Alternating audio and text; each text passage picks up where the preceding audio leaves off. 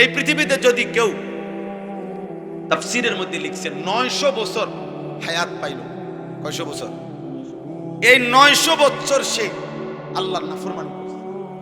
ধরেন চুরি, ডাকাতি, জিনা, ব্যভিচার, মদ, জুয়া, নাচ, গান, সুদ, ঘুষ, হারাম, আল্লাহর নাফরমানিতে কাটাইছে। সেজদা দেয় নাই, বন্দেগী করে নাই। কিন্তু 900 বছরে কোনোদিন এক সেকেন্ডের জন্য হয় কোনো দুঃখ কষ্ট পায় নাই। ধরে নেন একবারের জন্য একটু চোখের পানি পড়ে নাই তার, একটা কাঁটার আঘাতও তার কোনোদিন লাগে নাই, এক সেকেন্ডের জন্য তার মনটা খারাপ হয় নাই, কোনো কষ্ট, কোনো যন্ত্রণা, কোনো দুঃখ তার হয় নাই কয়শো বছরে। কিন্তু করছে কি? নাফরমানি করছে কি? খোদার কসম তাফসীরে লিখছে এই 900 বছর পরে আল্লাহর নাফরমানি করে এক বিন্দু দুঃখ যে পায় নাই, যেদিন তার মৃত্যু যন্ত্রণা শুরু হবে, মৃত্যু যন্ত্রণার প্রথম সেকেন্ড, এক সেকেন্ডে আল্লাহর কসম এই 900 বছরের সুখ আর আনন্দ এই নাফরমান প্রথম সেকেন্ডেই ভুলে যাবে। দ্বিতীয় সেকেন্ডে যদি তারে বলা হয়, হে আল্লাহর বান্দা, দুনিয়ার জীবন তুমি কেমনে কাটাইছো, সে বলবে, আয় রব মাওলা, জীবনের সুখ কি জিনিস আমি কোনোদিন দেখি নাই, আনন্দ কাকে বলে মাওলা আমি দেখি নাই।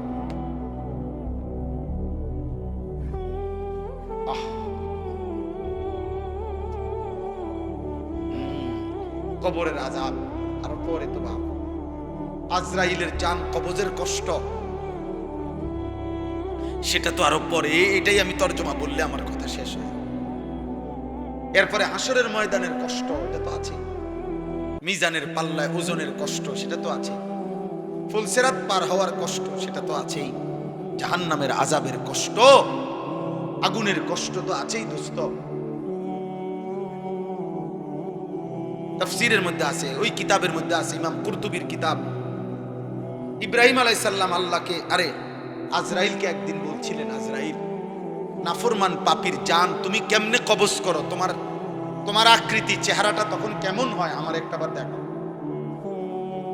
খোদার কসম আজরাইল বলছে, ইব্রাহিম নবী, আল্লাহ দোহাই আপনি আমার এটা দেখতে চাইেন না, আপনি পারতেন না সহ্য করতে।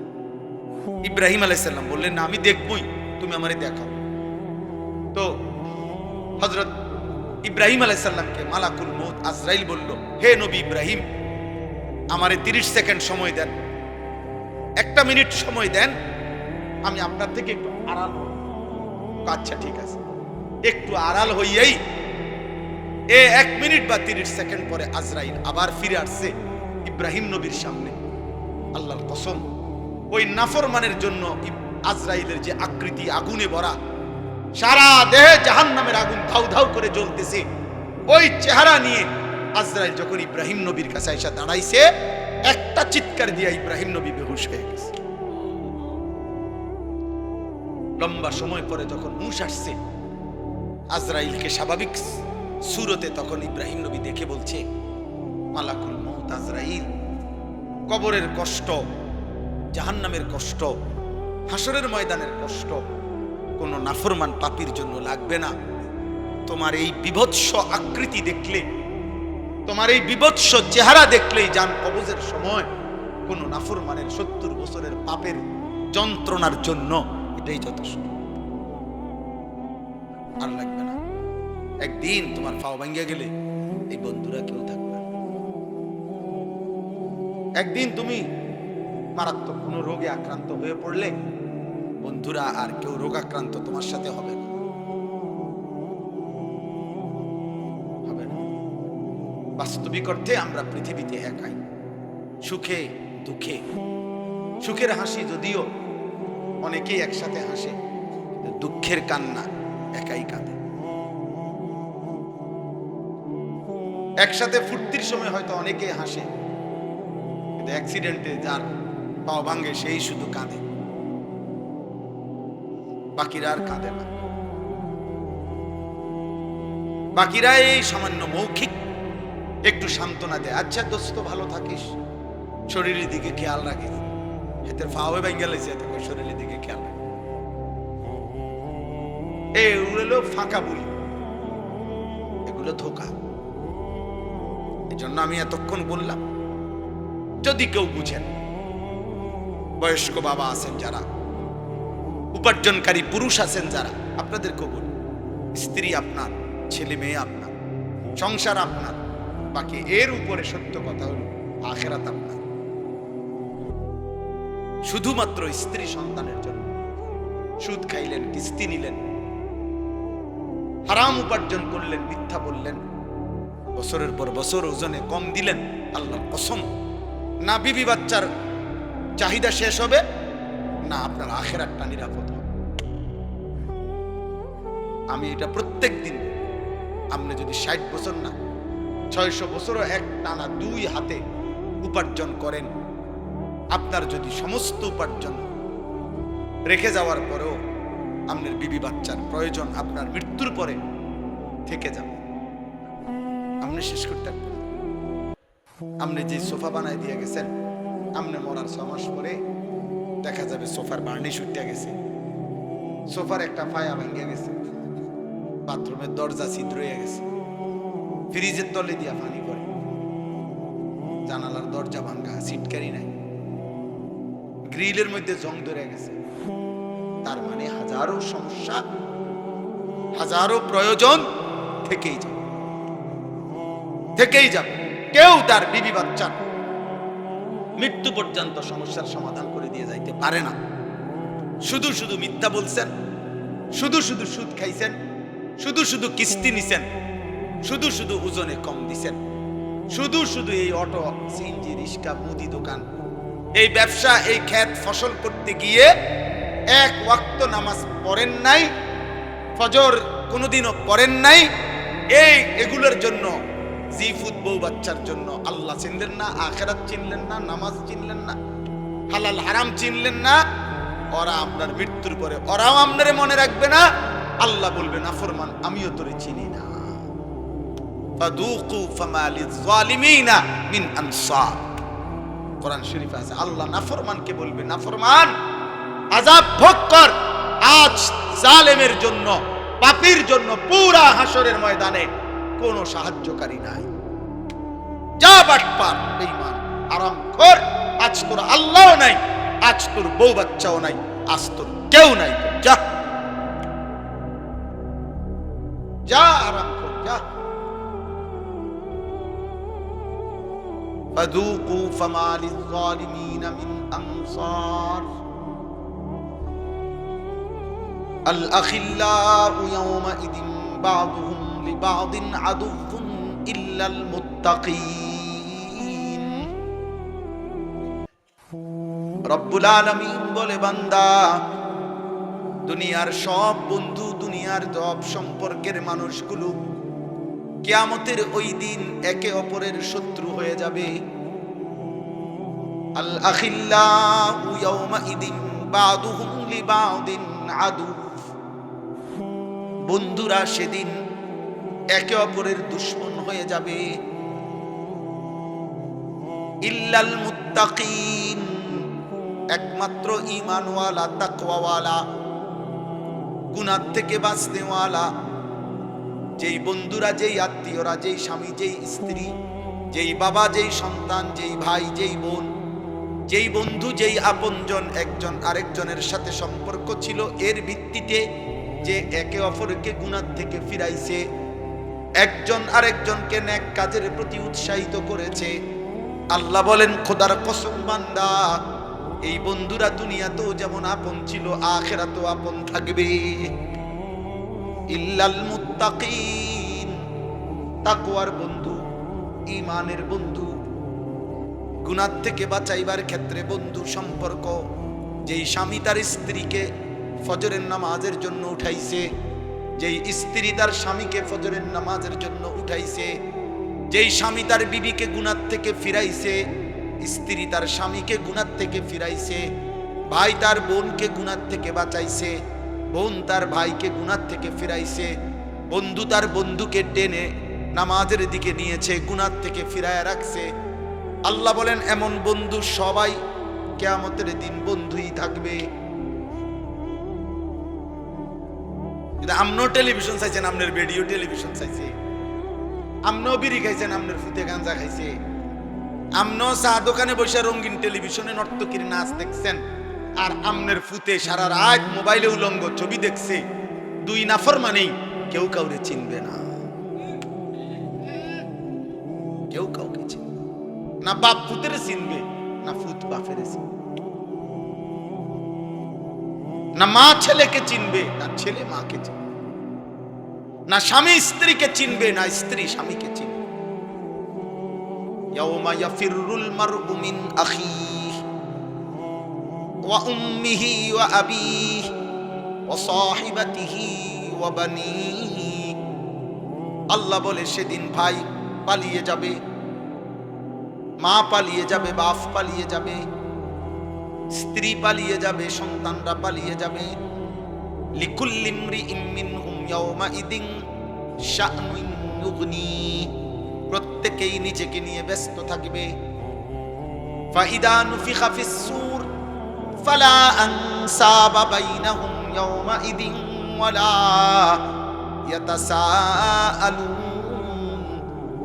আল্লাহ বলে ইসরাফিল যখন ফু দিবে, হাসরের ময়দান যখন কায়েম হবে বান্দা, একটা মানুষও কাউকে কেউ বংশের আত্মীয়তার কোনো পরিচয় দিবে না।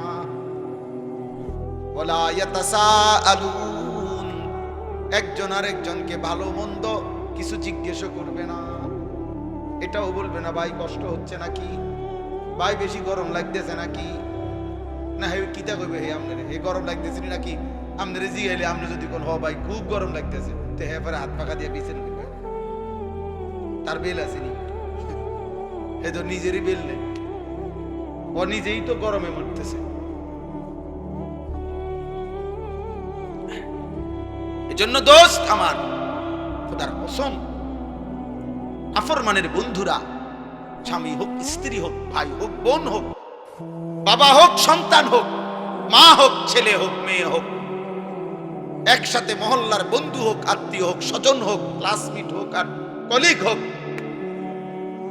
যদি ঈমান আমল তাকওয়ার ভিত্তিতে সম্পর্ক না থাকে, তো সেই বন্ধুরা হাসরের দিন দুশমন হয়ে যাবে।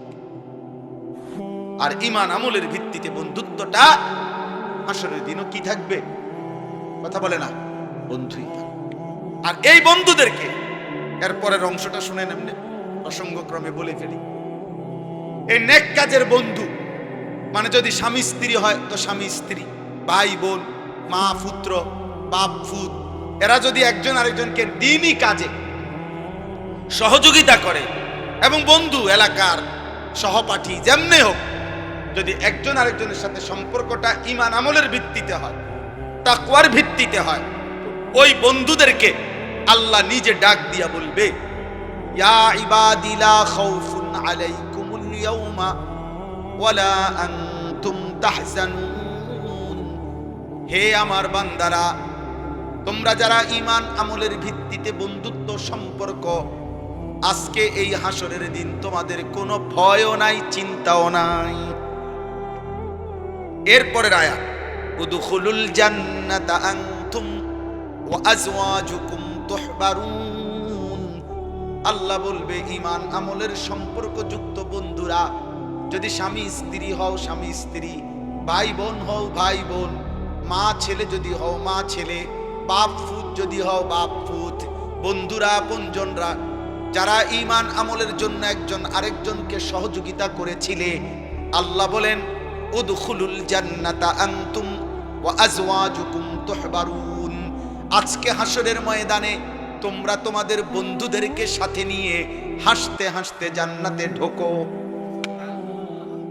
হাত ধরাধরি করে ঢোকো, গলাগলি করে ঢোকো। উদখুলুল জান্নাতা আনতুম ওয়া আজওয়াজুকুম। এজন্য প্রিয় ভাই, হ্যাঁ ছেলেরা চালাক মনে করো না, সিটার বাটফার, নারী দেখো, ছবি দেখো, মোবাইলে অশ্লীল দৃশ্য দেখো, উলঙ্গ নাচ দেখো, আর চুলের ফ্যাশন করো, আর মোটরসাইকেলের টোটো করে ঘুরো, মনে করো না তুমি খুব চালাক। না না, চালাক না, তুমি বেউকুফ। বেউকুফ, বেউকুফ। হাফ প্যান্ট পরে, হ্যাঁ ইদানিং ছেলে পেলে 16 বছর 18-20 বছর ছেলে হাফ প্যান্ট পরে, এটার আসলে কি জানেন, মূলত এটার সবচেয়ে বড় কারণ হলো ও যে তারসিরা প্রতিবন্ধী, এটার মূল কারণ। কারণ ও এতটুকু দেমাগ আক্কল নাই যে 2 বছরের একটা বাচ্চা হাফ প্যান্ট পরে, আর আমারে 18 বছরের এত বড় দামরা আমারে হাফ প্যান্ট ফিন্দাই দিছে, তো তোরে যে অল্প সময় পরে হাফ প্যান্ট খুললেই লাইবে, এটা তো প্রমাণ। তোরে যে উলঙ্গ করে বাজারে বাজারে ঘুরাবে ল্যাংটা করে, এটার অর্ধেক প্রস্তুতি হয়ে গেছে। এ তো প্রতিবন্ধী, তো তারসিরা। তাহলে সুস্থ স্বাভাবিক মানুষ 18 বছর 20 বছর সে কিভাবে হাফ প্যান্ট? আস্তাগফিরুল্লাহ, আস্তাগফিরুল্লাহ। 18 বছর বয়সী একটা ছেলে কিভাবে পেশাব করে পানি না নিয়া, টয়লেট পেপার ব্যবহার না করে, এরকম দুর্গন্ধ, পেশাবের গন্ধ মারাত্মক, পেশাবের দুর্গন্ধ মারাত্মক দুর্গন্ধ, এত দুর্গন্ধ নিয়ে যার প্যান্ট, সে চলে কেমনে, তার লগে যেটি হাঁটে, এগুলা কি পরিমাণ অপদার্থ আমার মাথার ধরে না। আমি তো দম বন্ধ হইয়া মরে যাওয়ার কথা, দম বন্ধ হইয়া মরে যাব। আস্তাগফিরুল্লাহ, আস্তাগফিরুল্লাহ, আস্তাগফিরুল্লাহ। অতএব এরা বন্ধু না, এরা বন্ধু না। নবীজি সাল্লাল্লাহু আলাইহি সাল্লাম বলছেন, লা তুসাহিব ইল্লা মুমিনান। নবীজি বলছে মুমিন ছাড়া কাউকে বন্ধু বানায়ও না।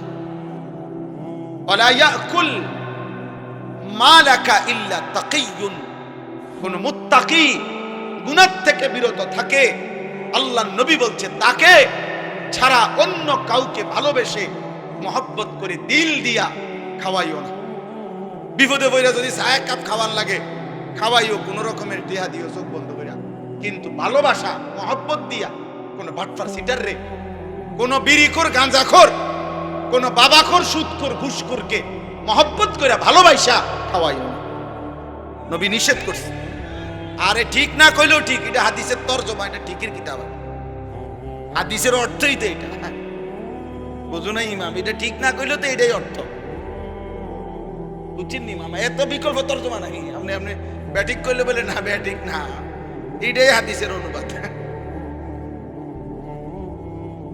ওয়ালা ইয়াকুল মালাকা ইল্লা তাকি। এজন্য মানুষ আলেমদেরকে, মসজিদের ইমামদেরকে, উলামায়ে কেরামকে, এক ছোট্ট হাফেজে কোরআনকে, মাদ্রাসার এক তালিবে ইলমকে মানুষ কলিজার সবটুকু দিয়া মহব্বত করে খাওয়ায়।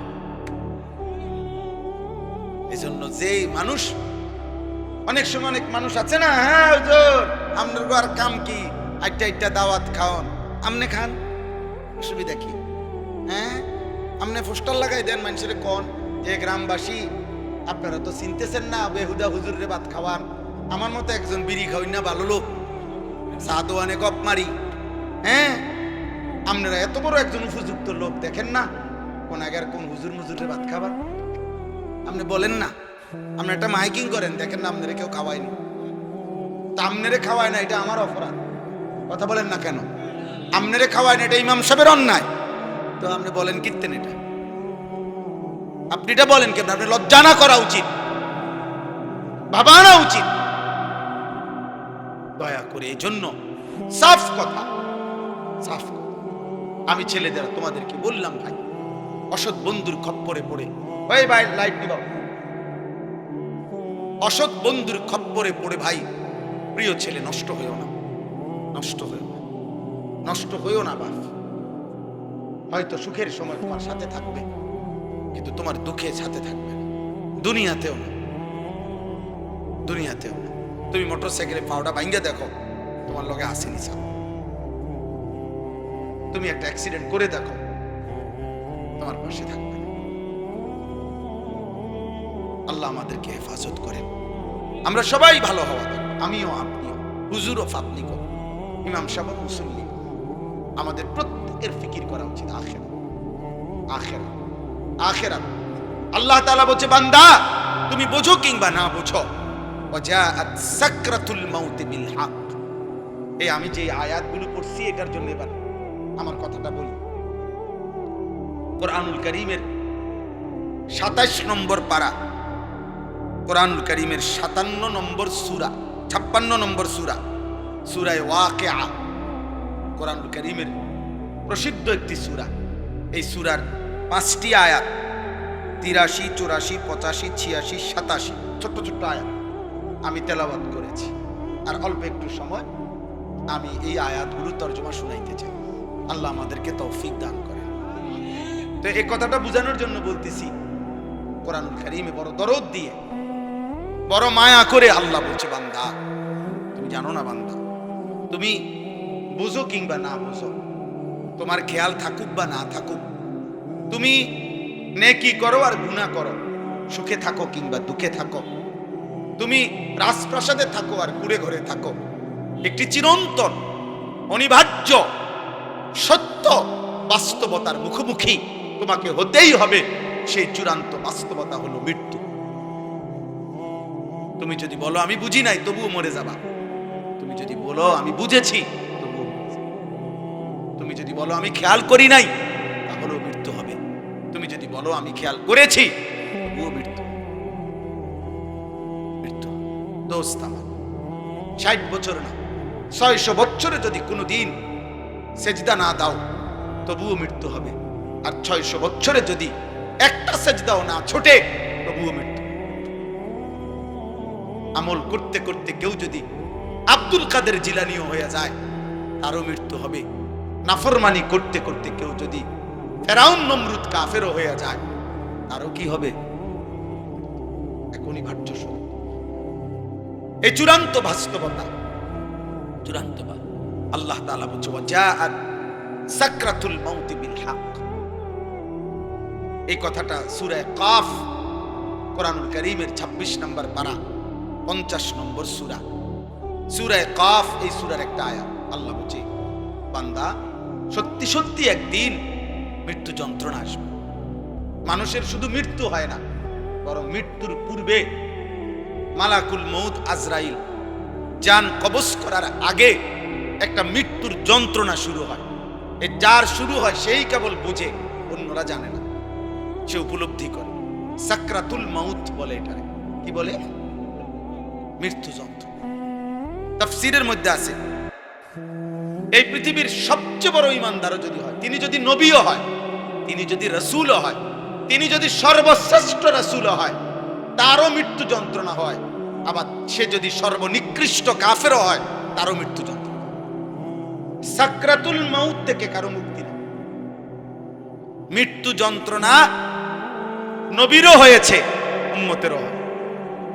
মৃত্যু যন্ত্রণা খুদ আমাদের নবী সাল্লাল্লাহু আলাইহি সাল্লামেরও হয়েছিল। মৃত্যু যন্ত্রণা পৃথিবীর নিকৃষ্ট কাফেরদেরও হয়েছে। কিন্তু উভয়ের মৃত্যু যন্ত্রণার মধ্যে পার্থক্য আছে, অনুভূতির মধ্যে পার্থক্য আছে। সেটা পরে বলতেছি, আগে এই কথাটা প্রথম প্রমাণ বুঝাইতেছি যে মৃত্যুর পূর্ব মুহূর্তে সাকরাতুল মাউত, এটার মুখোমুখি হইতে হবে প্রত্যেক ঈমানদারকেও, নাফরমান। হাদিসের মধ্যে আছে, আম্মা জান আয়েশা রাদিয়াল্লাহু তাআলা আনহা, নবীজির বিবি, নবী সাল্লাল্লাহু আলাইহি সাল্লাম উনার বুকে মাথা রাখা অবস্থায় ইন্তেকাল করছেন।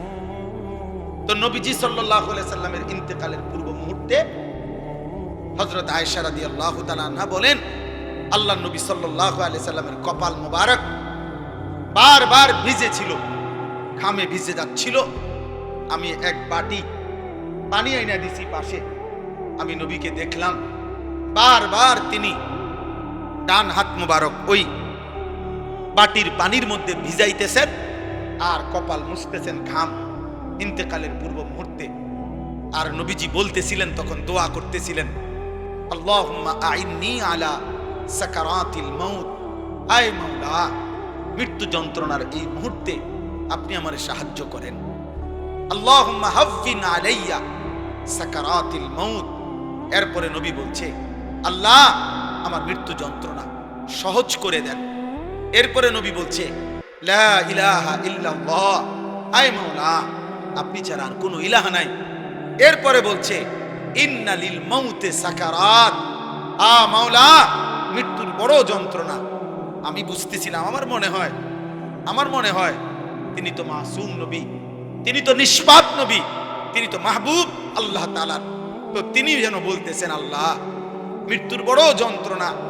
তার মানে তিনি বলতেছেন, মাওলা আমার কাছে যদি মৃত্যুর যন্ত্রণা এমন মনে হয়, হায় মাওলা, আমার গুনাহগার উম্মতের কি হবে তাইলে মৃত্যু, আমার নাফরমান উম্মতের মৃত্যু যন্ত্রণা তাইলে কি হবে।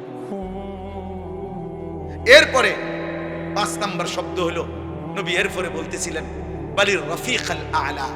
এই মুমিনের মৃত্যু যন্ত্রণা হলেই বালির রফিক আল আলা, হাদিসের ব্যাখ্যার মধ্যে আছে, অর্থাৎ হইল এগুলো যখন বলতেছেন নবীজি, তো আর মালাকুল মউত আজরাইল আসছেন, আল্লাহ নবী সাল্লাল্লাহু আলাইহি সাল্লামকে বলতেছিলেন, বন্ধু আপনার মালিক জানতে চাইছে আর কিছুদিন থাকবেন কিনা নাকি যাবেন।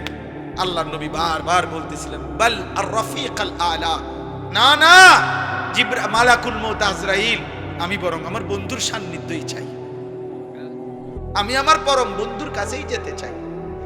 এই কথাটাই তাফসিরে আছে, হাদিসের ব্যাখ্যার মধ্যে আছে। কোন ইমানদার, কোন মুমিন, কোন মুত্তাকিরও মৃত্যু যন্ত্রণা হয়, মৃত্যুর যন্ত্রণা যেটা এটা হয় ওনার কষ্ট যেটা এটা হয়, কিন্তু মুমিনের মৃত্যু যন্ত্রণা শুরু হলে তার দিল খুশিতে আনন্দে উৎফুল্ল হয় যে হায় আমার বন্ধুর মুলাকাতের সময় হয়ে গেছে। গত 60 বছর আমি যে বন্ধুর জন্য সেজদা দিছি 5 ওয়াক্ত, গত 60 বছর, 40 বছর, 50 বছর যে মালিকরে আমি ডাকছি দিবানিশি, কখনো সুবহানাল্লাহ, কখনো আলহামদুলিল্লাহ, কখনো ডাকছি আল্লাহু আকবার, কখনো ডাকছি লা ইলাহা ইল্লাল্লাহ, কখনো ডাকছি আস্তাগফিরুল্লাহ। এভাবে বারবার বারবার সকালে দুপুরে সন্ধ্যায় বিকালে দাঁড়িয়ে বসে শুয়ে হাঁটতে চলতে উঠতে বসতে যেই বন্ধুকে ডেকেছি, মৃত্যুর যন্ত্রণা শুরু হলেই মুমিন বলতে থাকে এবার বুঝি আমার বন্ধুর মুলাকাতের সময় হয়ে গেছে। সুবহান আল মাউতু জিসরুন অথবা জাসরুন ইউসিলুল হাবিব ইলাল হাবিব, কিতাবের মধ্যে আছে, ইমাম কুরতুবী রাহমাতুল্লাহ আলাইহির কিতাব আত-তাযকিরা, ওই কিতাবে আছে মৃত্যু হলো একটা ফুলের মতো, মুমিনের মৃত্যু একটা ব্রিজের মতো, মুমিনের মৃত্যু একটা সাঁকো পুলের মতো, যেই পুলের এই পারে এক বন্ধু, এই বন্ধুর নাম হলো মুমিন, আর ওই পারে আরেকটা বন্ধু, ওই বন্ধুর নাম আল্লাহ। এই একজন হাবিব, এখানে একজন হাবিব, তো ওই পারের বন্ধু আল্লাহ, এই পারের বন্ধু মুমিনকে ডাকতেছে, আও আয়ালো এই পুলটা পার হয়ে আসো, আসো আমি বন্ধুর মুলাকাতে আসো। তো বুজুর্গানে দিন বলে মৃত্যু হচ্ছে এমন যে একটা পোল, যেন এক বন্ধু এই পোল পার হবে মানে মৃত্যুবরণ করবে, তো পরম বন্ধু আল্লাহর মুলাকাত হয়ে যাবে।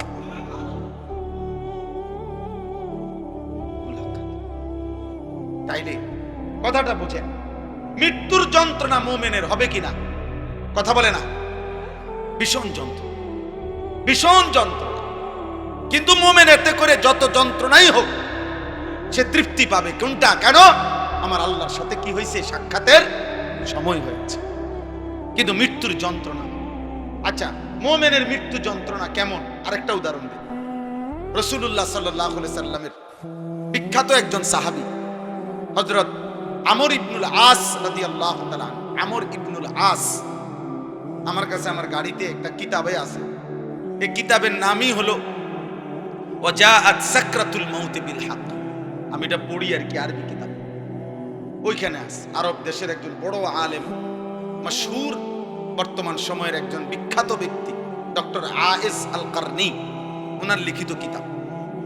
তো উনি লিখছেন সেখানে নবীজির একজন বিখ্যাত সাহাবী আমর ইবনুল আস রাদিয়াল্লাহু তাআলা, অনেক প্রসিদ্ধ সাহাবীদের একজন। এই সাহাবীর মৃত্যুর সময়, ওনার যখন সাকরাতুল মউত শুরু হয়েছে, মৃত্যু যন্ত্রণা, তখন ওনার ছেলে আব্দুল্লাহ, উনিও সাহাবী, এই সাহাবীর ছেলেও, আমি বললাম আপনারা এই এখনো 2-1 মোবাইল ধরে রাখছেন, মানে বুঝতে চাচ্ছেন না, আপনি শুনেন, আপনি শুনেন। তো আব্দুল্লাহ রাসূলুল্লাহ সাল্লাল্লাহু আলাইহি সাল্লামের সাহাবী আমর ইবনুল আসের ছেলে আব্দুল্লাহ, উনিও সাহাবী, মানে বাপ ফুত দুইজনেই কি সাহাবী। তো এই ছেলে আব্দুল্লাহ ওনার আব্বা আমর ইবনে আসকে জিজ্ঞেস করতেছে মৃত্যুর পূর্ব মুহূর্তে, আব্বা বলেন তো এই মুহূর্তে আপনার সাকরাতুল মউত, মৃত্যু যন্ত্রণা কেমন মনে হচ্ছে?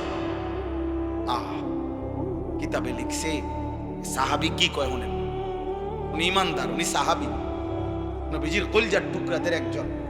উনি বলতেছে, ইয়া বুনাইয়া, হে আমার প্রিয় সন্তান, কাআন্না জিবালাদ দুনিয়া আলা সাদরি, পুত সন্তান, আমার মনে হচ্ছে পৃথিবীর সবগুলো পাহাড় আমার বুকের উপরে চাপ দিয়ে রাখছে। মুমিন বলতেছে, এক সাহাবী, কাআন্না জিবালাদ দুনিয়া আলা সাদরি,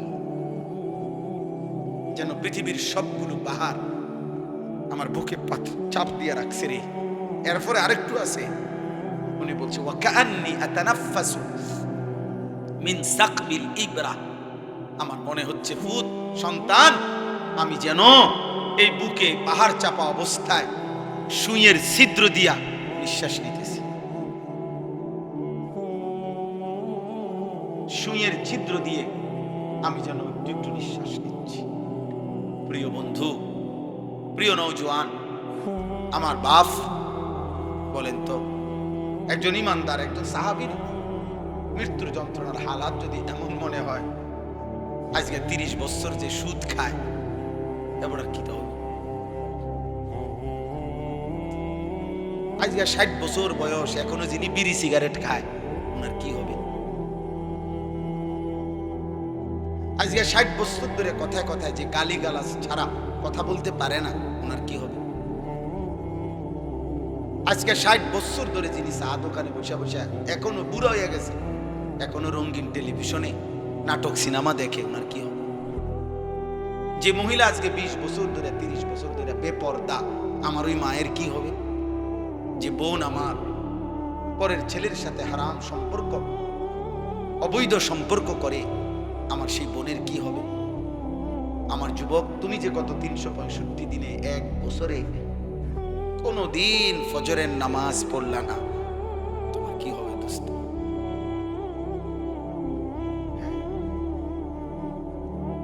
এই সময়ে যদি তোমার মৃত্যুর যন্ত্রণা শুরু হয়, হালাত কি হবে? বলো ভাইয়া, বলো ভাই। এরকম কয়টা উদাহরণ শুনবা? হযরত নূহ আলাইহিস সালাম 950 বছর যিনি দুনিয়ার হায়াত পাইছেন, ওই কিতাবে লিখছে, ওনার যখন মৃত্যুর যন্ত্রণা শুরু হয়েছে, ওনাকে জিজ্ঞেস করছে, হে নবী নূহ, গত 950 বছর পৃথিবীতে ছিলেন, আপনার কাছে কেমন লাগছে? কতটুকু সময় ছিলেন দুনিয়ায়? 950 বছর কি মামুলি কথা? নূহ আলাইহিস সালাম কি বলছে জানেন? নূহ আলাইহিস সালাম বলছে, শোনো, আমার মনে হচ্ছে একজন লোকের একটা ছোট্ট ঘর, একটা ছোট ঘর, যে ঘরের এদিক দিয়ে একটা দরজা, এন্দিয়া ঢুকে এন্দিয়া বাইর হয় আরেকটা দরজা দিয়ে। উনি বলেন, এই দরজা দিয়ে ঢুকে এই দরজা দিয়ে বাইর হইয়া মাঝখানে ঘরের এই জায়গাটুকু পার হইতে যে কদ্দুর সময়, উনি বলেন, আল্লাহর কসম, মৃত্যু যন্ত্রণার এই মুহূর্তে গত 950 বছর আমার কাছে এমন মনে হচ্ছে।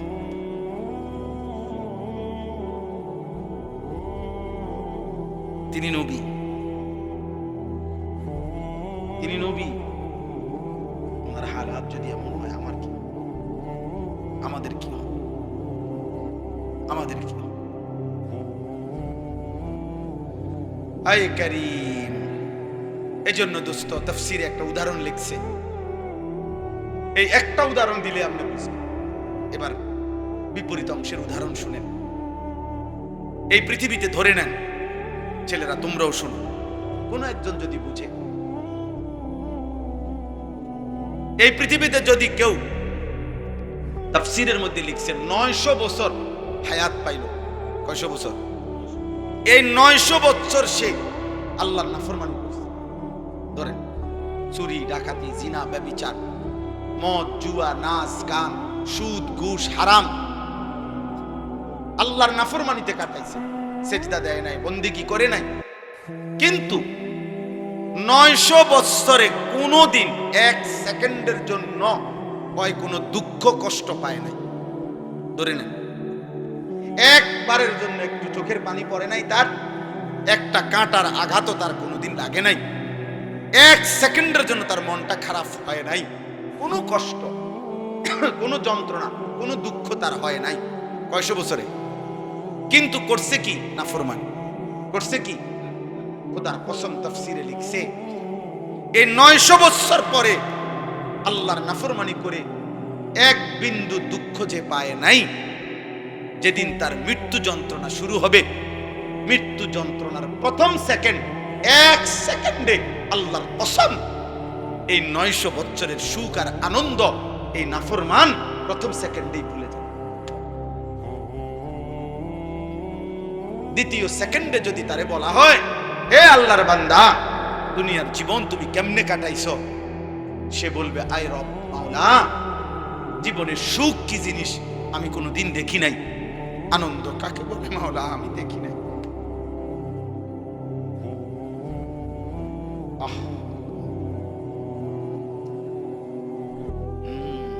কবরের আযাব, আর পরে তো বাপ আজরাইলের জান কবজের কষ্ট, সেটা তো আরো পরে, এটাই আমি তর্জমা বললে আমার কথা শেষ হয়ে যাবে। এরপরে হাসরের ময়দানের কষ্ট, এটা তো আছে, মিজানের পাল্লায় ওজনের কষ্ট, সেটা তো আছে, ফুলসিরাত পার হওয়ার কষ্ট, সেটা তো আছেই, জাহান্নামের আযাবের কষ্ট, আগুনের কষ্ট তো আছেই দোস্ত। তাফসীরের মধ্যে আছে, ওই কিতাবের মধ্যে আছে, ইমাম কুরতুবীর কিতাব, ইব্রাহিম আলাইহিস সালাম আল্লাহকে, আজরাইলকে একদিন বলছিলেন, আজরাইল, নাফরমান পাপীর জান তুমি কেমনে কবজ করো, তোমার আকৃতি চেহারাটা তখন কেমন হয়, আমার একটাবার দেখো। খোদার কসম আজরাইল বলছে, ইব্রাহিম নবী, আল্লাহ দোহাই আপনি আমার এটা দেখতে চাইেন না, আপনি পারতেন না সহ্য করতে। ইব্রাহিম আলাইহিস সালাম বললেন, না আমি দেখবই, তুমি আমারে দেখাও। তো হযরত ইব্রাহিম আলাইহিস সালামকে মালাকুল মউত আজরাইল বলল, হে নবী ইব্রাহিম, আমারে 30 সেকেন্ড সময় দেন, 1 মিনিট সময় দেন, আমি আপনার থেকে একটু আড়াল হব। আচ্ছা ঠিক আছে। একটু আড়াল হইয়াই 1 মিনিট বা 30 সেকেন্ড পরে আজরাইল আবার ফিরে আসছে ইব্রাহিম নবীর সামনে। আল্লাহর কসম, ওই নাফরমানের জন্য আজরাইলের যে আকৃতি আগুনে ভরা, সারা দেহে জাহান্নামের আগুন ধাউ ধাউ করে জ্বলতেছে, ওই চেহারা নিয়ে আজরাইল যখন ইব্রাহিম নবীর কাছে এসে দাঁড়াইছে, একটা চিৎকার দিয়া ইব্রাহিম নবী বেহুশ হয়ে গেছে। লম্বা সময় পরে যখন হুঁশ আসছে আজরাইলকে স্বাভাবিক সুরতে, তখন ইব্রাহিম নবী দেখে বলছে, মালাকুল মউত আজরাইল, কবরের কষ্ট, জাহান্নামের কষ্ট, হাসরের ময়দানের কষ্ট কোন নাফরমান পাপীর জন্য লাগবে না। তোমার এই বিভৎস আকৃতি দেখলে, তোমার এই বিভৎস চেহারা দেখলেই জান কবজের সময় কোন নাফরমানের 70 বছরের পাপের যন্ত্রণার জন্য এটাই যথেষ্ট, আর লাগবে না, আর লাগবে না। 3 নাম্বার, নবী সাল্লাল্লাহু আলাইহি সাল্লামের হাদিসে আছে, আমি নিজে পড়ছি, আল্লাহ নবী সাল্লাল্লাহু আলাইহি সাল্লাম বলেছে, কোন নাফরমান পাপীকে আল্লাহ তাআলা ফেরেশতাকে বলবে হাসরের ময়দানে, আল্লাহ বলবে, ওরে, ওইখানে নবী কথা বলছে যে 60 বছরে 70 বছরে যে কোনোদিন দুঃখ পায় নাই, আল্লাহ এরকম সুখের নাফরমান, ফেরেশতাকে বলবে, ওরে জাহান্নামের বাহিরটা একটাবার শুধু চারদিকে ঘুরাইয়া আনো, আর জাহান্নামের দরজা বরাবর বাহিরে তারে 1 মিনিটের জন্য 30 সেকেন্ডের জন্য দাঁড় করাইবা, এরপরে নিয়ে আসবা আমার কাছে। ফেরেশতা তাকে জাহান্নামের চারদিকে ঘুরাইয়া জাহান্নামের দরজার কাছে 30 সেকেন্ডের জন্য, 1 মিনিটের জন্য যখন রাখবে, দাঁড় করাবে, জাহান্নামের ভেতর থেকে আগুনের একটা গরম বাতাসের একটা ধাক্কা, বাতাসের একটা ঝটকা এই নাফরমান পাপীর বুকে আইসা লাগবে। এরপরেই ফেরেশতা তাকে আল্লাহর সামনে নিয়ে আসবে। আল্লাহ তাআলা বলবে, আমার বান্দা, গত 70 বছর খুব সুখে এবং আরামেই কাটিয়েছ না? আল্লাহর কসম, নবী বলে, ওই ব্যক্তি তখন বলবে, রব্বুল আলামিন, সুখ কাকে বলে, আনন্দ কাকে বলে আমি জীবনে কখনো দেখি। বিশুদ্ধ হাদিস। এজন্য প্রিয় ভাই, রাত অনেক হয়েছে, নয়তো আরো বলতাম। কয়টা শুনবা তো? কিসের উপরে ভিত্তি করে যারা নামাজ পড়ছেন না, কেন পড়ছেন? কোন বিষয়ের উপরে আপনি আস্থা নিলেন? কার উপরে আপনার ভরসা নিলেন? কোন শয়তান, কোন ইবলিস আপনার আস্থা ভরসা দিছে যে তোর কিছু হবে না? কিসের উপরে ভরসা করে সুদ খাইতেছেন, কিস্তি নিতেছেন, হারাম উপার্জন করছেন? বলেন না, কোন কথার উপরে ভরসা করে? যুবক, তোমার কে এমন ভরসা হইলো যাকে পেয়ে তুমি আল্লাহকে ছেড়ে দিলে? সুদখোর বাবা, কে আপনারে এরকম ভরসা দিল যাকে পেয়ে আল্লাহকে ছেড়ে দিলেন? বেপর্দা নারীকে বলেন, বেহায়া মহিলাকে বলেন, এই বোন, কে তোমার এমন ভরসা দিল? মা গাররাকা বিরাব্বিকাল কারীম। আল্লাহ বলে, বান্দা, আমার মতো দয়ালু মেহেরবান মাওলা থেকে কে তোমারে ধোঁকা দিল? আমার চাইতে এমন দয়ালু কারে পেয়ে গেলা যাকে পেয়ে তুমি আমি আল্লাহকে ছেড়ে দিলাম? ছেড়ে দিলাম। অতএব বাফ, এবার এই তর্জমাটুকু শুনে দোস্ত, আমিও আপনিও ওই যে বললাম, স্বীকার করেন আর নাই করেন, খেয়াল করেন আর ভুলে যান, মৃত্যু আসবে। আসবে তো? কথা বলে না? মনে থাকলেও আসবে, মনে না থাকলেও আসবে তো? 3 বেলা ঠিক মতো খানা খাইলেও মরবেন তো? কথা বলে না? রাজপ্রাসাদের লোকটা মরবে তো? পৃথিবীর সবচেয়ে ক্ষমতাধর লোকটা মরবে তো? পৃথিবীর সবচেয়ে বড় নেতৃত্বের অধিকারী ব্যক্তি মরবে তো? এজন্য আমরা কিতাবে পড়ছি, হযরত ওমর রাদিয়াল্লাহু তাআলা আনহু যখন খলিফা ছিলেন 10.5 বছর মুসলমানদের, তখন ওই খেলাফত আমলে তিনি নিয়মতান্ত্রিক, কখনো ঘুমাইতেন না, রাতেও না দিনেও না। মাঝে মধ্যে ক্লান্তির কারণে কিছুটা সময় বিশ্রাম করতেন, অল্প স্বল্প। কিন্তু একটা আছে না, 6 ঘন্টা ঘুম, 5 ঘন্টা ঘুম নিয়ম মাফিক, যাই প্রত্যেক দিন 11টা বাজে ঘুমাই, 5টা বাজে উঠি, একটা নিয়ম মাফিক ঘুম, এটা তিনি কখনোই এই 10.5 বছরে ঘুমান নাই। হালকা ক্লান্তি আসলে কখনো বিশ্রাম করতেন অল্প স্বল্প, রাতেও ঘুমাইতেন না, দিনেও ঘুমাতেন না। আরবি কিতাবে আমি পড়ছি। হযরত ওমর রাদিয়াল্লাহু তাআলা আনহুকে জিজ্ঞেস করা হয়েছে, আমিরুল মুমিনিন ওমর, আপনি রাতেও ঘুমান না কেন, দিনেও ঘুমান না কেন? আমরা যদি হইতে পারতাম। তিনি বলেন, শোনো, আমি দিনে ঘুমাই না। আমি যদি দিনে ঘুমাই, আমার এই বিশাল সাম্রাজ্যের জনগণের, মানুষের হাজারো সমস্যার সমাধান কে করবে? আর আমি রাতে ঘুমাই না। যদি আমি রাতে ঘুমাই, আমার আখিরাতের পুঁজি আমি কখন সংগ্রহ করব? এজন্য আমি দিনে ঘুমাই না জনগণের পেরেশানে, রাতে ঘুমাই না নিজের পেরেশানিতে, নিজের পেরেশানিতে। এজন্য দোস্ত, ছেলেরা, প্রিয় ভাই, এটা বোঝা উচিত, বোঝা উচিত। বাবা, তোমরা যারা শুধু সকাল থেকে রাত 2-4-5 জন, বেশিতে বেশি 1-1 জনের বন্ধু, সমবয়সী 10 জন, মাত্র 8-10 জন বন্ধুর খপ্পরে পড়ে তুমি জীবনটা নষ্ট করে দিতেছো, এটা ঠিক করছো না।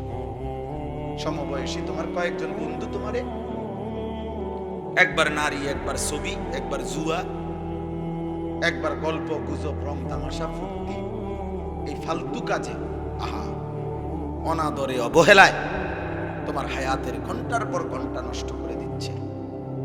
আর তুমি এই 8-10 জন বন্ধুর খপ্পরে পড়ে জীবনটা বরবাদ করে দিচ্ছ। ঠিক না ভাই? ভুল করতেছ, বোকামি করছ। এবার আসেন এই তর্জমাটুকু বলি। তর্জমাটার মূল বক্তব্য হলো, মক্কার কুরাইশ কাফেররা প্রতিনিয়ত আল্লাহর নবীকে বিদ্রুপ করত আর বলতো, মুহাম্মদ, এই যে তুমি বলতেছ আমরা মরে যাব, মরে গেলে আমাদেরকে কবর থেকে আবার হাসর হবে, মিজান হবে, ফুলসেরাত হবে, কবর থেকে আমাদেরকে আবার উঠাবে, কি কবে? বুঝি কথা, বুঝি কথা। 500 বছর আগের, 300 বছর আগের মাটিতে কারে কোনখানে দাফন করছে, কোন মাটি উইরা কোনান থেকে কই গেছে, কার হাড্ডি গোস্ত মিশা, এখানকার মাটি হয়তো গেছে গা কোন দেশে, কোন দেশের মাটি আইয়া পড়ছে কোনখানে, কোথাকার বালু কোথায় উড়ে গেছে, কোত্থেকে খারে পাইব কি মক্কার কাফের বেঈমানরা এটা বলতো। ফাকাল আল কাফিরুনা হাদা শাইউন আজীব। মক্কার কাফেররা বলতো মুহাম্মদ এটা তো একটা আশ্চর্য কথা, কি কও এগুলা, কি কও। এবং তারা বলতো হায় আমার শরীর, আমার সিদ্ধান্ত, আমি মন চাইলে খাই, মন চাইলে ঘুমাই, মন চাইলে সামনে যাই পিছনে যাই, যা ইচ্ছা তাই করতে পারি, তাইলে আমি তো আমার কাছে স্বাধীন, আমারে আবার নিবে কে, উঠাবে কে, হিসাব করবে কে। এইভাবে তারা কোনোভাবেই কবর, হাসর, আখেরাত, বিচার, মিজান, ফুলসেরাত এগুলো বুঝতে চাইতো না। তো আল্লাহ তাআলা এই আয়াতে তাদেরকে একটা বিষয়, এক নাফরমান পাপীদেরকে বুঝাইতে চাইছেন। কি বুঝাইছে? আল্লাহ তাআলা বলেন, তাফসীরের মধ্যে আছে, এই আর অল্প একটু তাফসীরের মধ্যে আছে, প্রত্যেক পাপী, কথাটা বুঝেন, প্রত্যেক নাফরমানের যখন মৃত্যুর সময় হবে তো মালাকুল মউত আজরাইল তার যখন জান কবজ করতে আসবে, তো নাফরমানের জান কেমনে কবজ করে? তো তাফসীরের মধ্যে আছে, প্রত্যেক নাফরমানের যখন জান কবজের সময় হবে তো মালাকুল মউত আজরাইল প্রথম তার কলিজার ভিতর থেকে তার রূহটা একটা টান দিয়া ছিঁড়ে ফেলবে। এই টান দিয়া যখন রূহটা ছিঁড়ে ফেলবে তখন রূহটা আইসা এই কণ্ঠনালী এখানে আইসা আটকায় যাবে। এটারে বলে হুলকুম অথবা তারাকি, কাল্লা ইদা বালাগাতিত তারাকি, অথবা ফালাউলা ইদা বালাগাতিল হুলকুম। এই যে এই কণ্ঠনালীর অগ্রভাগে এসে রূহটা আটকায় যাবে, এবার আর এটা বাইরও হয় না, ভিতরেও যায় না, এই অবস্থায় থাকে। এরপরে আপনি এইটা দিয়ে এখন বুঝবেন সহজ। ওই দেখেন তো, এই যে টিস্যুর এই কাগজগুলো, এটা দেখেন বের করা খুব সহজ, এই যে টান দিলে বের হয়, দেখছেন? এটা সহজ না? আচ্ছা, এই যে এগুলো দেখছেন, এই কাগজটা এনে একটা আলগা পলিথিন আছে, কথা বলেন না, এটার সাথে এমন ভাবে লাগানো যে এটা চাইলেই আমরা টান দিলে খুলে না। এইটা যদি খুলতে হয়, এই পলিথিনটা কেমনে খুলতে হইব? এইটা এরকম টানে টানে ছিটতে হবে, ঠিক না? এই তাফসীরের মধ্যে লিখছে নাফরমান পাপীর এই রূহটা কণ্ঠনালী থেকে মালাকুল মউত আজরাইল এরকম টাইনা টাইনা ছিঁড়া ছিঁড়া বাইর করে। এক, অথবা কাবাবের শিকে, কাবাব যারা গোশতের কাবাব খায়, শিক মানে লোহার শিকের মধ্যে ফেসায় ফেসায়া আপনার কাবাব বানায়, এই কাবাব থেকে, শিক থেকে যেরকম গোশত টাইনা টাইনা টুকরা টুকরা বের করে, মালাকুল মউত আজরাইল রূহটা এইভাবে কাবাবের শিক থেকে কাবাব যেভাবে টেনে টেনে ছিঁড়ে, এভাবে ছিঁড়ে, এভাবে ছিঁড়ে, এভাবে ছিঁড়ে। অথবা যদি কেউ বুঝে এরকম যে কোন ভিজা জিনিসের মধ্যে যদি তুলা ভিজা জিনিসের মধ্যে আটকাইয়া যায়, যেই তুলা এমনি স্বাভাবিকভাবে পড়তেছে না, তো এই তুলা যেরকম টাইনা টাইনা, ব্যান্ডিজের তুলা যেরকম টাইনা টাইনা ছিঁড়ে, খুদার কসম আল্লাহর নবী বলছে নাফরমানের রূহটা আজরাইল এভাবে টাইনা টাইনা ছিঁড়ে, টেনে টেনে ছিঁড়ে। ফালাউলা ইজা বালাগাতিল হুলকুম। তো এবার আসেন এখানে আল্লাহ তাআলা বলেন এই নাফরমান পাপী, তো এই মক্কার কুরাইশ কাফের বেঈমান মুশরিকদেরকে কিয়ামত পর্যন্ত আল্লাহ চ্যালেঞ্জ করছে যে এই কণ্ঠনালীর কাছে আইসা যখন রূহটা আটকাইয়া যায় নাফরমানের, তখন নাফরমান তো ছটফট করে, তো তখন তার আত্মীয় স্বজন সব তো পাশেই বসে থাকে, তারা তাকায় তাকায়া দেখে। তো আল্লাহ বলে, হে নাফরমানরা, যেহেতু তোমরা বলতেছো তোমার শরীর, তোমার স্বাধীনতা, তোমার ইচ্ছা, তোমার যা মন চায়, তোমার সব ক্ষমতা, এখন এই মুহূর্তে তোমার এই নাফরমান আত্মীয় যার কণ্ঠনালী আটকায় গেছে রুহু কণ্ঠনালীতে, এখান থেকে তার রুহুকে আগের জায়গায় ফেরত দাও। তুমি না বলে কইতেছো কবর হবে না, আখেরাত হবে না, মিজান ফুলসেরাত হবে না, তোমারে ফিরাবে কে, উঠাইবে কে কবর থেকে? তো যেহেতু তোমার এই ক্ষমতা, তো এখন তার জিউনাহা, এই রুহুটাকে এখান থেকে আগের জায়গায় ফেরত দাও। আনো তো, সম্ভব? কথা বলে না সম্ভব কারো পক্ষে? তো আল্লাহ তাআলা বলেন যদি সম্ভব না হয় তো আল্লাহ তাআলার ক্ষমতার সামনে অহংকার করছো, আল্লাহর ক্ষমতার সামনে যুক্তি দেখাচ্ছ কেন? যুক্তি দেখাইতেছ, এই কথাটাই আল্লাহ বলছে। ফালাউলা ইজা বালাগাতিল হুলকুম, যখন রূহ এসে যাবে কণ্ঠনালীর কাছে, ওয়া আনতুম হিনা ইদিন তানজুরুন, তোমরা স্বজনরা তখন চারদিকে তাকে দেখতেই থাকবা। ওয়া নাহনু আকরাবু ইলাইহি মিনকুম ওয়ালাকিন লা তুবসিরুন, আল্লাহ বলেন এবং আমি আল্লাহ তখন তোমার ওই ব্যক্তির সামনে আমি আছি, আমি তার নিকটেই আছি, যদিও তোমরা দেখতেছো না, আমি আছি, আমি আছি। আচ্ছা আমি আল্লাহ দাঁড়াইলাম, আল্লাহ বলতেছে আমিও আছি তোমরাও আসো, দেহ হইয়া রইছে, আজরাইলও টান মারছে, বুঝেন না কথাটা, পজিশনটা বুঝছেন না? আল্লাহ বলছে আমিও আছি তোমরাও আসো, তারও অবস্থা খারাপ, কণ্ঠনালীর কাছে রুহু চলে আসছে।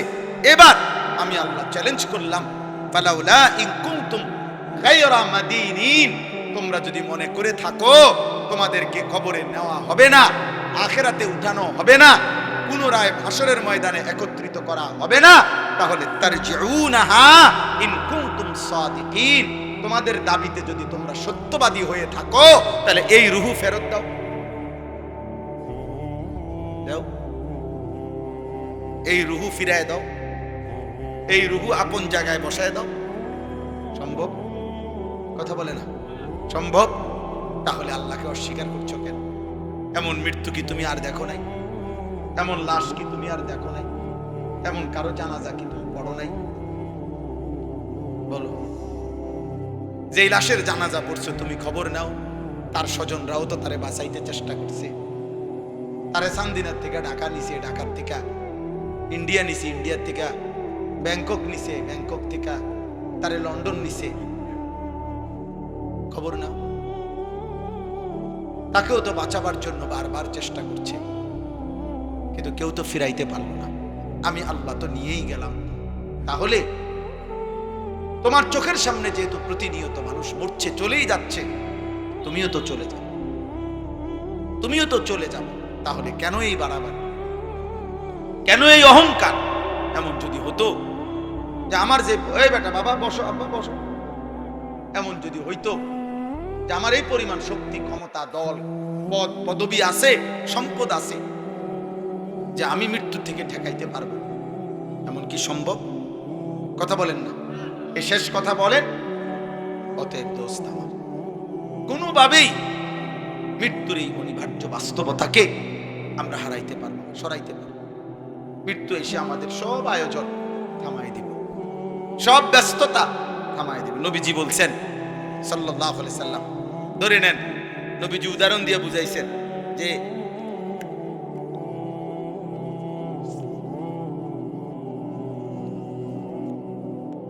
এরকম আগ দিয়া বুঝাইছেন নবীজি যে এখানে দাঁড়িয়ে আছে মানুষ, এই পর্যন্ত এখানে তার বহু স্বপ্ন, আশা, আকাঙ্ক্ষা, আর এই মাঝখানে তার মৃত্যু।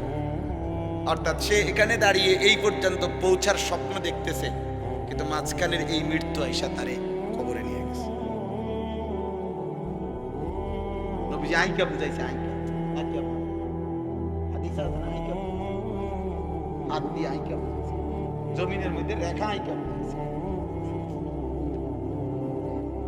আইকা বুঝাইছে। আশাটা বড়, আশাটা কি লম্বা। আরেকটা উদাহরণ দিছে নবী চতুর্ভুজের,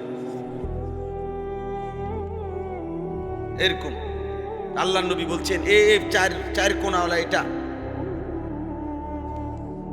এইটা হইলো মানুষ, আর এই ঘরের চাইতে বেশি ডাইনে বামে একটু বাড়তি, এটা হলো তার আশাগুলো। কিন্তু এই আশাগুলো পর্যন্ত বাস্তবায়ন, মাঝখানে অসংখ্য তার বিপদ, মুসিবত, এগুলা পার করে তার হায়াতের চাইতে লম্বা, এই আশা সে পূরণ করতে পারে না, তার আগেই কবরে চলে যায়।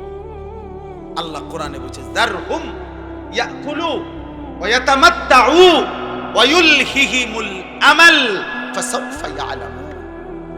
আল্লাহ বলে, আমার নাফরমান বান্দারে ছেড়ে দাও, ও কতক্ষণ খাক, দুনিয়া উপভোগ করুক, আর লম্বা লম্বা আশা পোষণ করুক, অল্প সময়ের মধ্যেই সে জানতে পারবে মৃত্যু এসে তারে থামিয়ে দেবে। মৃত্যু আসে সোমবারে সাত ডালায়, রবিবারে কবরে।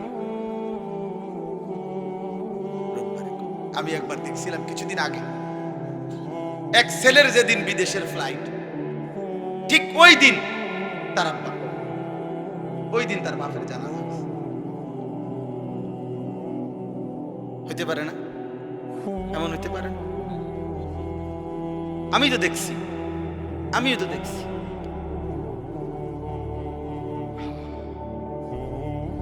আমি একদিন এক মাহফিলে গেছি। মাহফিলের আগে, বয়ান শুরু করার আগে আমার জন্য একটা মহিলার জন্য আমার থেকে পানি পড়া নিছে, পড়ায় ফু দিয়ে দিতে কইছে আমারে। আমি মহিলার জন্য পানি পড়ে দিছি।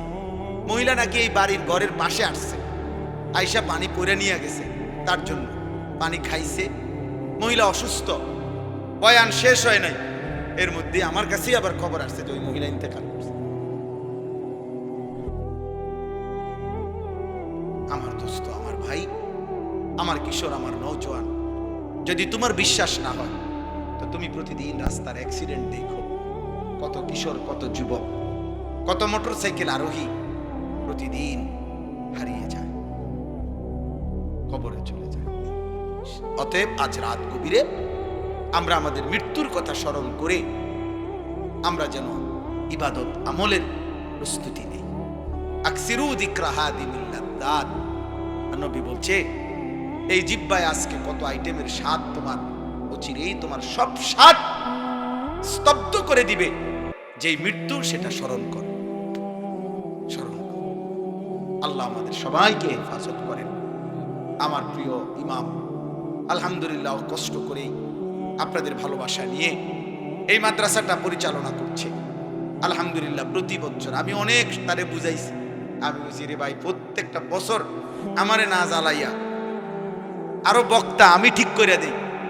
আমার তো পরিচিত অনেক বক্তা, নাহেতের কথা একটাই, আমনেই ডেট দিতে। তা আসলে অনেক ব্যস্ততার ভিতর দিয়েও আসা, আলহামদুলিল্লাহ আত্মীয়তার সম্পর্কের কারণেও আসা, ভালোবাসা মহব্বতের জন্য আসা, একটা দিনই মাদ্রাসাকে এগিয়ে দেওয়ার জন্য আসা। আমার শ্বশুরও কষ্ট করে ঢাকা থেকে এসেছেন, আপনারাও আছেন, ওলামায়ে কেরামও আছেন। আমার একজন প্রিয় হযরত মাওলানা আব্দুল মান্নান সাহেব, আমার অনেক বন্ধু মানুষ, উনিও আজকে আমাদের সাথে আসছেন এখানে। তো আমি আপনাদের সবার কাছে অনুরোধ করছি, আমরা এক্ষুনি দোয়া করব। দোয়ার আগে প্রত্যেকে মেহেরবানি করে যার যার সামর্থ্য অনুপাতে সবসময় যেহেতু দিয়ে থাকেন, মাদ্রাসার জন্য একটু সহযোগিতা করলে আল্লাহ বরকত দেবে। যদি কেউ এনে থাকেন তাইলে দেন, কারো কাছে যদি থাকে আল্লাহর দ্বীনকে ভালোবেসে মাদ্রাসার মহব্বতে কিছু সহযোগিতা করেন। দিলেও শেষ করে দেব আমরা 2-4 মিনিট, না দিল আর পরে দিলে পরে দিবেন, নিয়ত করে রাখেন, যেমনে সুবিধা হয়। আল্লাহ তাআলা আপনাদেরকে তৌফিক দান করেন। বলেন ইনশাআল্লাহ। কোন একজন ভাই উঠে দাঁড়াও ভাই, আল্লাহ আপনাদেরকে তৌফিক দেন। থাকলেই দিয়েন। যুবক ভাই, তোমাদের কাছেও থাকলে দাও, দ্বীনের জন্য দাও, তোমার ভালোর জন্য দাও, তোমার কল্যাণের জন্য দাও। আল্লাহ আমাদেরকে কবুল করেন। তো হাতেই নেন, অসুবিধা না, আপনি একটু আগায় যান, দেন ইনশাআল্লাহ। যার কাছে আছে, আব্দুল হালিম মাস্টার সাহেবের ছেলে দিছে, উনি মৃত, আল্লাহ মাফ করে দেন। 1000 টাকা দিছেন। আমার আব্দুল মান্নান স্যার 500 টাকা দিছেন। আলহামদুলিল্লাহ, মাশাআল্লাহ, আল্লাহ আপনি কবুল করেন। একজন 100 টাকা দিছেন, যেটুকু হোক।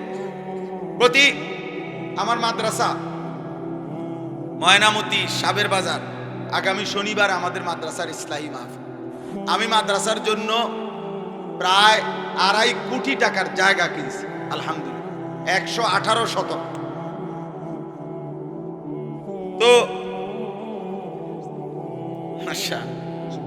মহসিন মুন্সি ভাই দিছেন 1000 টাকা, আল্লাহ কবুল করেন, মাশাআল্লাহ। আর কেউ বলেন দেন, ইনশাআল্লাহ আল্লাহ বরকত দেবে, মাশাআল্লাহ। 200 টাকা, আল্লাহ আপনি কবুল করেন, আলহামদুলিল্লাহ। বলেন মাশাআল্লাহ, মাশাআল্লাহ, মাশাআল্লাহ। আল্লাহ কবুল করেন, আলহামদুলিল্লাহ। আল্লাহ আপনাদেরকে তৌফিক দান করেন, আল্লাহ আপনাদের সবাইকে বরকত দান, প্রত্যেকের দান। আমার কথা হলো, ও বলতেছিলাম আমি এই কথা, যে আমরা মাদ্রাসার জন্য এই মাদ্রাসার জমিতে কেউ 10 টাকাও দিছে, কেউ 15 টাকাও দিছে, এখনো দিচ্ছে, কেউ 30 লাখ টাকাও দিছে। একজন 30 লাখ টাকাও দান করছে, আরেকজনে 10 টাকাও দিছে। আমি দুইটাই নিছি ভালোবাসি আল্লাহর জন্য। এই জন্য দয়া করে প্রত্যেকেই মসজিদ মাদ্রাসায় দান করুন। আল্লাহ আমাদেরকে তৌফিক দেন, কবুল করেন, আমিন।